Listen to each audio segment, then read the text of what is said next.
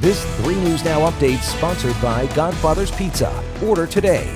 I'm Jennifer Griswold with 3 News Now, and here's a look at what's happening now. Coronavirus claimed the lives of 2 people in Nebraska Friday as the total number of confirmed cases climbs to 89.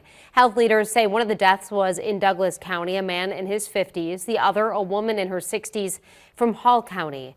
Both had underlying health issues. Governor Pete Ricketts reacted to the death today during a news conference.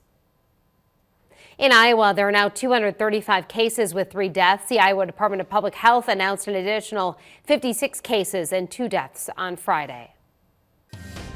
On 3 News Now, Chief Meteorologist Jennifer Seflin with this latest forecast for your weekend. And yes, we're going to see rain kind of on and off throughout the day, some showers here and there, even some thunderstorms, but I think they're going to be pretty isolated and not really widespread. And I don't really think severe at this point, but we will see some major warming going on, especially down to the south of I-80, where you get a little break in the cloud cover, mid to even upper 60s. Along the I-80 corridor, probably looking closer to mid to even upper 50s, and then a touch cooler further north. And that's because that northwest wind starts blowing in, and that starts drawing in a lot of cool air. Now again, around 3-4 o'clock in the afternoon is when the switch on our winds will be taking place, going from the south to the northwest.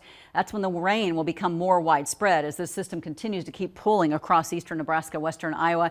It's going to dump some decent amounts of rainfall, anywhere between 1/4 to 1/2 inch, mainly along I-80 to the south, with some isolated spots like Tacoma, Columbus, Wayne, Norfolk, and York. Potentially maybe seeing up to about 1 inch or maybe even a little bit more, especially where those heavier bands set up. By 10 o'clock in the evening, we pretty much get done with this rain, and we're going to see drier conditions for your Sunday.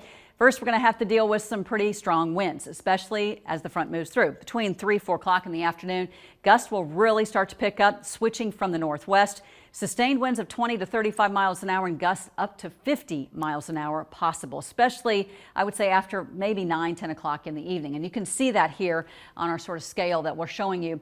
Again, we're probably still going to see those gusts up to 25 out of the northwest at even 6 o'clock in the evening, but we jump up to a 40, maybe even 50-mile-per-hour wind gust overnight. Wind sticks around at least until the mid-morning hours at the strong levels, and then they back off quite a bit by the time we get into Sunday afternoon. How that impacts the rest of your weekend? Well, we're going to go from 59 up to about 60 on Sunday. Still a little cooler day for us from the standpoint of we start off with 38, breezy day, but we get some sunshine, which is going to feel so much better outside. Monday, still some clouds around 65, so nice warm up there. And a rain chance starts to pick back up late Monday night, really overnight into Tuesday. Got a little bit more spottier activity, mostly in the morning, and isolated chances for Wednesday, Thursday, and Friday. We stay mainly in the mid to even upper 50s for most of next week, but we cool it down by the tail end of the work week. Stuck at home?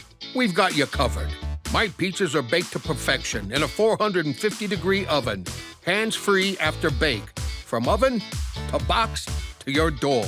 Call me, Godfather's Pizza. Do it.